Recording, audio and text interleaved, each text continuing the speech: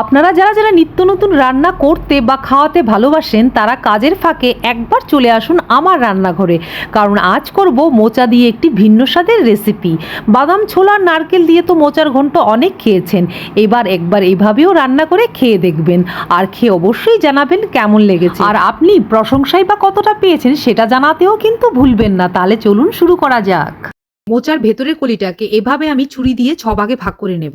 মোচার উপরের অংশটা আমি কুচি করে কেটেছি, সেটা আপনারা আগেই দেখেছেন। এখন কলিগুলোকেও একসাথে ভাপিয়ে নেব। এখন আমি মোচার কুচির মধ্যে দিয়ে দিচ্ছি 1 চামচ ময়দা, 1 চামচ চালের গুঁড়ো, পরিমাণ মতো নুন আর হলুদ গুঁড়ো, সামান্য জল দিয়ে সবকিছু একসাথে ভালো করে মাখিয়ে নেব। এবার কড়াইয়ে দিয়ে দেবো সর্ষের তেল। তেল গরম হয়ে গেছে, এবার আমি মোচাটাকে গোল গোল করে বড়ার আকারে ভেজে নেব।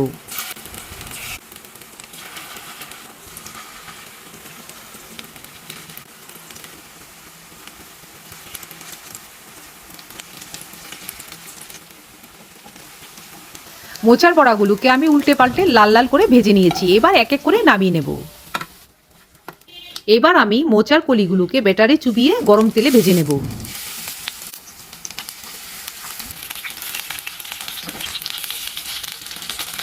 কলিগুলোর পাশে পরিমাণ মতো নুন আর হলুদ গুঁড়ো দিয়ে আলুর টুকরোগুলোকেও আমি ভেজে নিচ্ছি। ভাজাভুজি কমপ্লিট, এখন সবকিছু আমি নামিয়ে নেব। ফোড়নের জন্য দিয়ে দিলাম সর্ষের তেল। তেল গরম হয়ে গেছে, দিয়ে দিলাম শুকনো লঙ্কা, তেজপাতা আর মৌরি। শুকনো মশলাটা ভাজার সঙ্গে সঙ্গে দিয়ে দিলাম থেতো করে রাখা আদা আর কাঁচা লঙ্কা। তারপর দিলাম একে একে হলুদ গুঁড়ো, লাল লঙ্কার গুঁড়ো আর জিরের গুঁড়ো।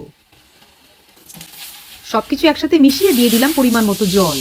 সেদ্ধ হওয়ার জন্য আলুগুলোকে আমি আগেই দিয়ে দিলাম পরিমাণ মতো নুন। আলুগুলো যাতে ভালো করে সেদ্ধ হয়ে যায় তাই দিয়ে দিলাম ঢাকা। আলু সেদ্ধ হয়ে গেছে, এবার দিয়ে দেবো কয়েকটা কিশমিশ, পরিমাণ মতো চিনি, এলাচ, দারচিনি আর সামান্য ঘি।